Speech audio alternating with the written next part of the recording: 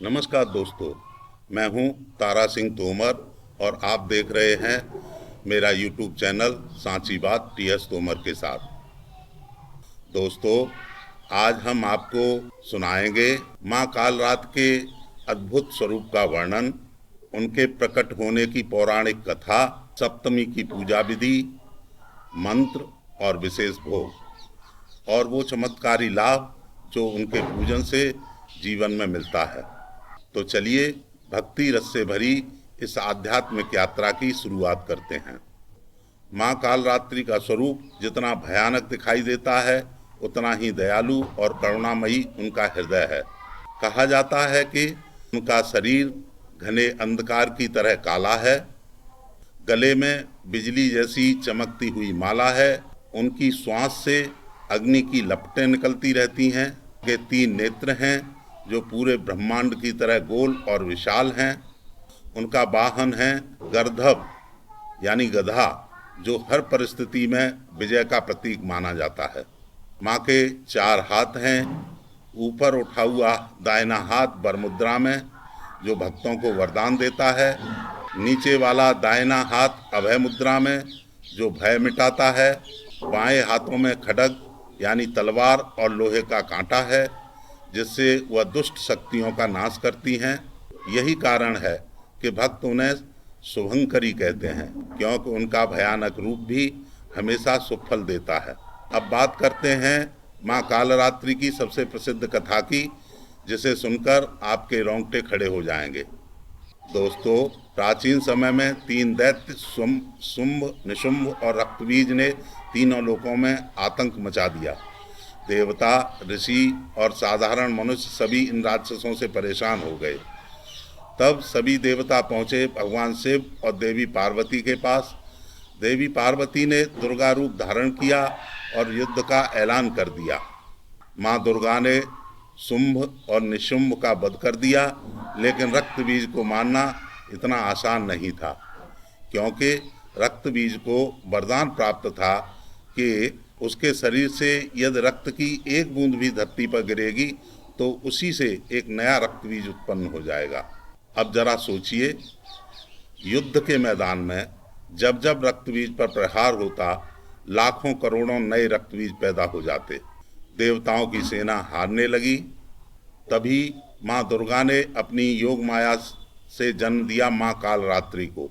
उनका भयंकर रूप देखकर दैत्यों की सेना कांप उठी। जब दुर्गा ने रक्तबीज पर प्रहार किया और उसके शरीर से रक्त टपका, तभी माँ कालरात्रि ने अपना मुख विशाल कर लिया और हर बूंद को धरती पर गिरने से पहले ही पी लिया।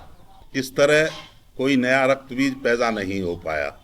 अंततः माँ कालरात्रि ने रक्तबीज का संहार कर पूरे ब्रह्मांड को इस भयावह संकट से मुक्त करा दिया। यही कारण है कि उन्हें काल को भी नियंत्रित करने वाली देवी कहा जाता है।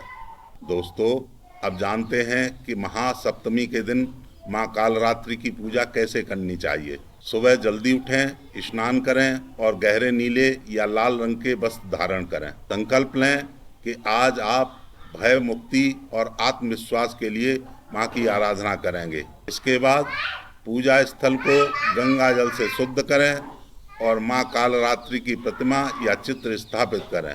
माँ को रोली, कुमकुम, अक्षत और लाल चंपा के फूल अर्पित करें। धूप दीप जलाकर माँ की आरती करें। भोग में गुड़, चना और शहद अर्पित करें। माँ को गुड़ से बनी चीज़ें जैसे गुड़ का मालपुआ, गजक या रेवड़ी विशेष रूप से प्रिय है। माँ कालरात्रि की आराधना मंत्र जाप के बिना अधूरी है। मुख्य मंत्र है ओम देवी कालरात्रै नमः। प्रार्थना मंत्र या देवी सर्वभूतेषु कालरात्र रूपेण संस्थिता नमस्तस्यै नमस्तस्यै नमस्तस्यै नमो नमः। इस मंत्र का जाप रुद्राक्ष की माला या लाल चंदन की माला से करना सबसे शुभ माना गया है। दोस्तों, माँ कालरात्रि की पूजा करने से भय, संकट, रोग और दोष समाप्त होते हैं। भूत, प्रेत, राक्षस और नकारात्मक शक्तियाँ दूर भाग जाती हैं। अग्नि भय, जल भय, शत्रु भय और रात्रि भय सब खत्म हो जाता है। आत्मविश्वास और मानसिक शक्ति बढ़ती है। और जीवन में सुख शांति और समृद्धि का वास होता है।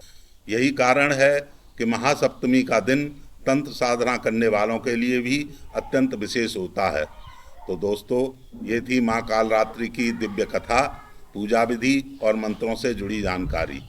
याद रखिए, माँ कालरात्रि का भयानक रूप केवल दुष्टों और नकारात्मक शक्तियों के लिए है।